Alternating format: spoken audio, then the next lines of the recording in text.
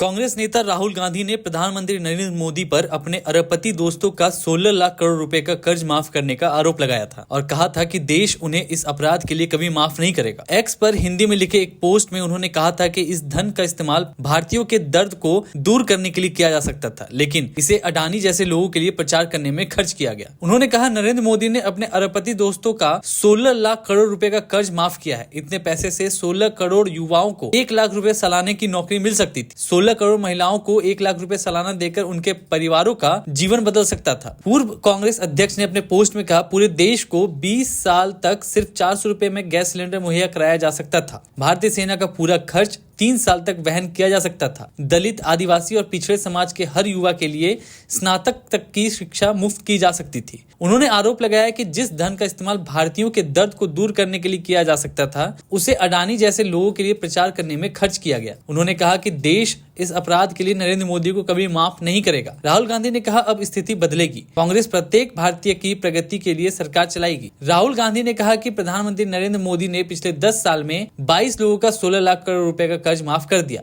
लेकिन इसके कारण आई आपदा से निपटने के लिए हिमाचल प्रदेश को 9,000 करोड़ रुपए नहीं दे सकते। गांधी ने कहा कि हिमाचल प्रदेश की मदद करने के बजाय मोदी ने राज्य की चुनी हुई सरकार को चुराने का प्रयास किया। राहुल गांधी ने एक रैली के दौरान कहा था कि बीजेपी नेता संविधान पर हमला कर रहे हैं और वे इसे खत्म कर देंगे। इसके साथ ही राहुल गांधी ने कहा था कि मीडिया ने अपनी विश्वसनीयता खो दी है। आपको बता दें, राहुल गांधी ने ये सारे बयान लोकसभा चुनाव के दौरान एक रैली को संबोधित करते हुए दिया था। राहुल गांधी ने चुनाव के दौरान काफी ज्यादा प्रभावशाली तरीके से प्रचार किया था। यही कारण है इस चुनाव में कांग्रेस को 99 सीटें मिली हैं और इस बार कांग्रेस को विपक्षी पार्टी का दर्जा मिला और सदन में राहुल गांधी नेता विपक्ष चुने गए। इसके साथ ही जम्मू कश्मीर में हुए आतंकी हमले में जवानों की शहादत पर भी राहुल गांधी ने सरकार को घेरने की कोशिश की। डोडा मुठभेड़ में 4 जवानों की शहादत पर जहां देश में शोक की लहर है, वहीं विपक्ष ने केंद्र सरकार पर जमकर हमला किया है। AIMIM प्रमुख असदुद्दीन ओवैसी, कांग्रेस सांसद राहुल गांधी और PDP प्रमुख महबूबा मुफ्ती ने केंद्र की मोदी सरकार पर आतंकवादी हमले को लेकर निशाना साधा है। AIMIM प्रमुख असदुद्दीन ओवैसी ने कहा, प्रधानमंत्री मोदी कहते थे हम घर में घुसकर मारेंगे, फिर यह क्या हो रहा है? यह सरकार की विफलता है। वे आतंकवाद को नियंत्रित नहीं कर पा रहे हैं। डोडा में जो कुछ भी हुआ है वह बहुत खतरनाक है। कांग्रेस सांसद और लोकसभा में नेता प्रतिपक्ष राहुल गांधी ने डोडा मुठभेड़ को लेकर केंद्र की नरेंद्र मोदी सरकार पर हमला किया। उन्होंने एक्स पर पोस्ट डाला और लिखा, आज जम्मू कश्मीर में फिर से एक आतंकी मुठभेड़ में हमारे जवान शहीद हो गए। शहीदों को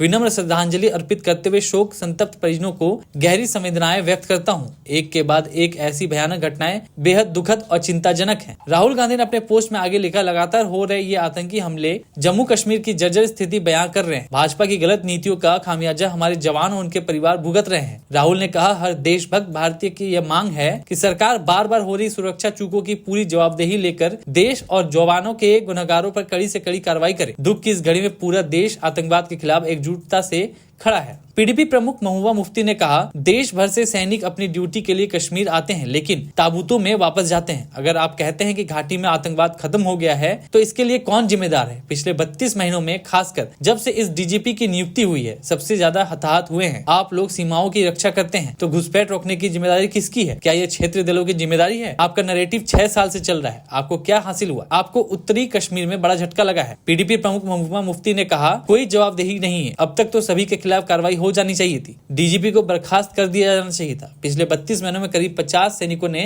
अपनी जान गंवाई है। पिछले 32 मंथ्स में almost 50 soldiers have lost their lives. Nobody is being held accountable. जो इस वक्त के DG हैं, he is more, busy with fixing things politically.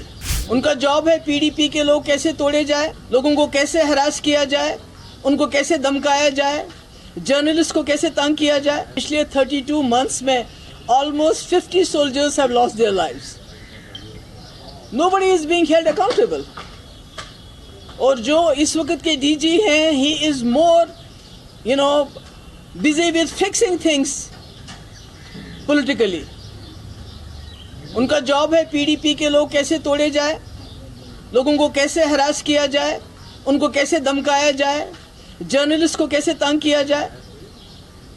आपका जो पासपोर्ट है उसको वेपन बना दिया गया है, वेरिफिकेशन को वेपनाइज किया गया है। UAPA कैसे ज़्यादा से ज़्यादा लोगों को लगाया जाए, किस तरह ज़्यादा से ज़्यादा रेड्स किए जाए। यहाँ पर बिजनेसमैन बेचारे रो रहे हैं, कभी एक रेड, कभी दूसरा रेड, कभी ED का रेड, कभी इनकम टैक्स का रेड। हमारे जो मौलवी हैं उनको भी नहीं बख्शा जाता है। उनको ब्लैकमेल किया जाता है कि अगर आप हमारे कहने पे मस्जिदों में काम करोगे तो तुमको बाहर रखेंगे, नहीं करोगे तो जेल में डाल देंगे। बार एसोसिएशन उनको जेल में डाल, क्यों? क्योंकि वो इलेक्शन करना चाहते थे। तो ये क्या हो रहा है? We don't need a fixer here, we need a DG. हमारे पास यहाँ पहले भी बाहर से बहुत डीजी आए हैं, बहुत अच्छा काम किया उन्होंने। बहुत सारे जो बाहर के एडमिनिस्ट्रेटिव ऑफिसर्स आए हैं, पर किसी ने कम्युनल लाइंस पे आज तक काम नहीं किया। यहाँ सिर्फ कम्युनल लाइंस पे काम हो रहा है। आप मुलाजमों को नौकरियों से निकालते हैं करप्शन के नाम पे। कौन होते हैं वो लोग? मेजॉरिटी कम्युनिटी के, मिलिटेंसी का इल्ज़ाम दे के। हर चीज़ में आपने कम्युनलिज्म को लाया है। इवन पुलिस में भी आप देखिए कि पुलिस वालों की फाइलें उनको यूज़ किया जाता है, उसके बाद उनको सेल में फेंका जाता है, उनकी फाइलें तैयार की जाती हैं, ब्लैकमेल किया जाता है। इस तरह से जम्मू कश्मीर न चला है न चलेगा। जिस पार्टी का ये एजेंडा यहाँ चलाना चाहते हैं, इनको मालूम होना चाहिए जो उनका आइडियोलॉग था, deputy prime minister LK Advani, जिन लोगों को इन्होंने जेल में डाला है या जो लोग इस दुनिया में नहीं है, उन सब के साथ उन्होंने डायलॉग किया। और that was for the first time in the history of Jammu and Kashmir. जब वाजपेयी जी प्राइम मिनिस्टर थे, जम्मू कश्मीर के हालात असली तरीके से सुधरे थे, क्योंकि यहाँ के लोगों ने उसमें बहुत ही ज़्यादा इम्पोर्टेंट रोल किया था। उनको लगा था कि पहली बार हिंदुस्तान की सरकार, यहाँ की एजेंसी कश्मीरी लोगों पे भरोसा कर रहे हैं, और सारी सिचुएशन चेंज हो गई थी। आज सबसे बड़ा फेलियर इनका नॉर्थ कश्मीर में है, जहाँ बकौल इनके, मुझे नहीं मालूम है इंजीनियर रशीद साहब के खिलाफ क्या है। अगर इसी तरह से जैसे ये बनाते हैं झूठे केसेस, अगर वैसे ही केस है तो फिर अल्लाह ताला। मगर वहाँ का जो इलेक्शन जीता गया वो राजशुमारी के नाम पे जीता गया, जो उनके तकरीरें वहाँ चलाई गई। इनको शर्म आनी चाहिए, इनको पता चलना चाहिए वहाँ जो लोग इस मुल्क के साथ खड़े थे, चाहे वो उमर साहब थे या सजादुद्दीन लोन साहब थे, उनको लोगों ने वोट नहीं डाला, बल्कि उस सेंटिमेंट को वोट डाला जिस सेंटिमेंट को ये बंदूक के बलबूते पे ख़त्म करना चाहते हैं। ये इनकी सबसे बड़ी नाकामी है। He should have resigned then. उसके बाद इतने लोग, रोज़ हमारे जवान मारे जाते हैं, रोज़ हमारे जवान शहीद होते हैं। छोटे छोटे बच्चे छोड़ के, किसी की शादी अभी हुई होती है 6 महीने पर, कोई पूछताछ ही नहीं है, कोई बात ही नहीं है। उल्टा मेन स्ट्रीम को ब्लेम किया जाता है। भाई 6 साल से तो यहाँ गवर्नमेंट ऑफ इंडिया की सरकार चल रही है, क्या किया आपने? सारे हुर्रियत के लीडर या तो वो चले गए हैं दुनिया से या जेलों में आपके बंद हैं। आपने तो यहाँ के लोगों के साथ जंग छेड़ दी है, चाहे जर्नलिस्ट हो, बार एसोसिएशन हो, बिजनेसमैन हो। कोई मीडिया पे लिखता है, सोशल मीडिया पे, उसको जेल में डाल देते हो आप। You are fighting with your own people. आपने यहाँ से कहते हैं मिलिटेंसी खत्म है, तो यहाँ तो आपने अपने लोगों के साथ जंग छेड़ दी है। लोग तो दर बदर फिरते हैं, अगर किसी को नौकरी मिल भी जाती है तो वेरिफिकेशन उसको नहीं दे। तुम्हारा जो कोई बाप का रिश्तेदार था, मिलिटेंट था, वो चाहे वो जान भाग क्यों ना हुआ हो, किसी को पासपोर्ट नहीं देते हैं। सारा निज़ाम बिगाड़ के रखा है। We don't need a fixer, we need a DG here. और ये डीजी को ये समझना चाहिए, यहाँ जो LG साहब हैं, कि यहाँ पर जो पूरे मुल्क से जवान आते हैं अपनी ड्यूटी करने के लिए, वो यहाँ से ताबूत में वापस चले जाते हैं। और इसका रिस्पॉन्सिबल कौन है? अगर आप कहते हैं मिलिटेंसी खत्म हुई है, तो जम्मू में क्या हो रहा है? ये जम्मू में इतने लोग क्यों मारे जाते हैं? मुझे लगता है कि ये इसका नोटिस होम मिनिस्टर को लेना चाहिए, इसका नोटिस डिफेंस मिनिस्टर को लेना चाहिए, और उनको यहाँ रिस्पॉन्ड, बिकॉज पिछले 32 मंथ्स में, खासकर जब से ये DG साहब आए हैं, सबसे ज़्यादा कैजुअलिटीज बॉर्डर पे कौन है? बॉर्डर पे क्या हमारे जर्नलिस्ट हैं? हमारा कोई कश्मीरी है? कोई मुसलमान है? कोई बिजनेसमैन है जो बॉर्डर्स को गार्ड हो? आप ही लोग गार्ड करते हो। और जब मिलिटेंट आया तो उसको रोकना किसकी जिम्मेवारी है? वो रीजनल पार्टीज की है क्या? वो उमर अब्दुल्ला की है क्या? महबूबा मुफ्ती क्या है जिसको आप अभी भी ब्लेम करते हो? इन्होंने जी यहाँ पर पाकिस्तान का, आपका नैरेटिव तो 6 साल से चल रहा है, क्या हासिल किया आपने? तमाचा पड़ा आपको नॉर्थ कश्मीर में आपके मुंह पे, जब वहाँ के लोगों ने राजशुमारी के नाम पे उन तकरीरों पे वोट डाला। यहाँ के नेशनलिस्ट फोर्सेस जो पिछले 70 साल से जम्मू कश्मीर को इकट्ठा रखा है, इस मुल्क के साथ जोड़े रखा है, उनको रिजेक्ट कर दिया। तो मुझे लगता है कि डिफेंस मिनिस्टर हो, होम मिनिस्टर हो, उनको इसका नोटिस लेना चाहिए और जो अकाउंटेबिलिटी फिक्स करके the head should roll. Ma'am DG Modi साहब ने कल कहा कि मेन स्ट्रीम जो है वो कहीं ना कहीं इन्फिल्ट्रेटेड थी, पाकिस्तानी आइडियाज से सिविल सोसाइटी को इन्फिल्ट्रेट किया था और मेन स्ट्रीम जो है वो हॉबनॉबिंग कर रही थी पॉलिटिकल बेनिफिट्स के लिए, इलेक्शन जीतने के लिए, और सेपरेटिस्ट को पैंडर कर रही थी। बहुत बड़ा एलिगेशन है और ये किसी पॉलिटिकल ओपोनेंट ने नहीं कहा है, डीजी ने कहा है, डीजीपी ने। मेरे भाई पिछले 6 साल से मैंने कहा यहाँ बीजेपी का डायरेक्ट रूल है, यहाँ बीजेपी का नैरेटिव चल रहा है, यहाँ सब चंगा है 370 खत्म करने के बाद। यहाँ इनका नैरेटिव चल रहा है, रोज ईडी की, SIU, SIA की रेट्स पड़ती हैं, इनकम टैक्स की रेट्स पड़ती हैं। आप बात नहीं कर सकते हो, कुछ दिखा नहीं सकते हो, सारा इनके कंट्रोल में है। हम तो है ही नहीं यहाँ, सारे मिलिट्री जो हुर्रियत लीडर हैं यहाँ जेलों में हैं या मर गए हैं। तो फिर 6 साल से ये क्या कर रहे हैं? 6 साल से यहाँ लोग क्यों मारे जाएं?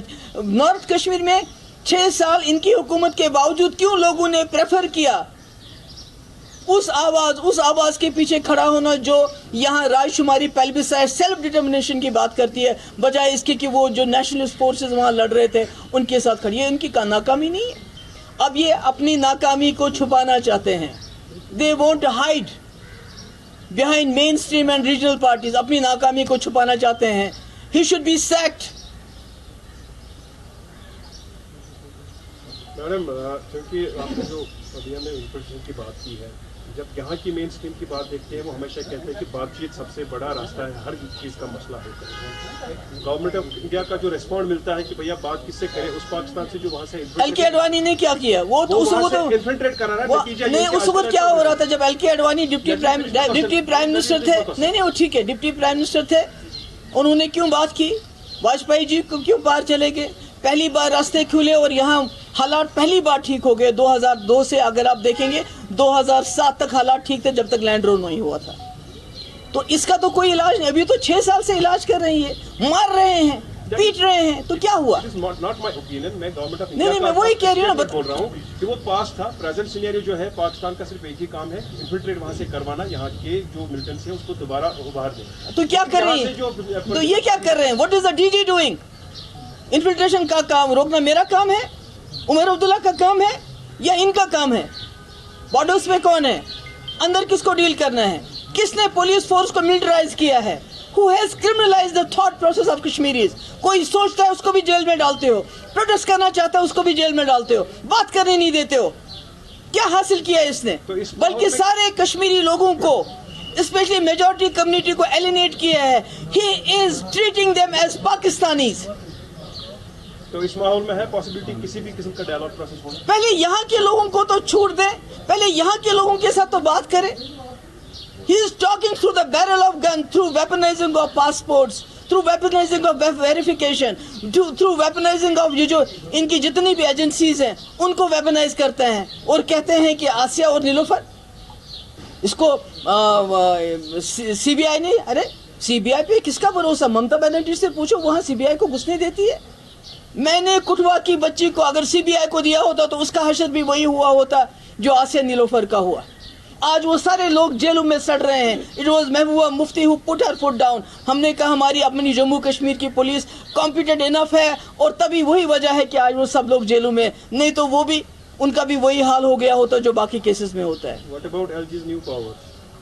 इसके बारे में अलग से बात करूंगी, आज की बात इतनी है जो मैंने कही आपसे। और आप हमसे जुड़े रहने के लिए सब्सक्राइब करें YouTube पर, फॉलो करें Twitter पर और लाइक करें Facebook पर। और ज्यादा जानकारी के लिए आपको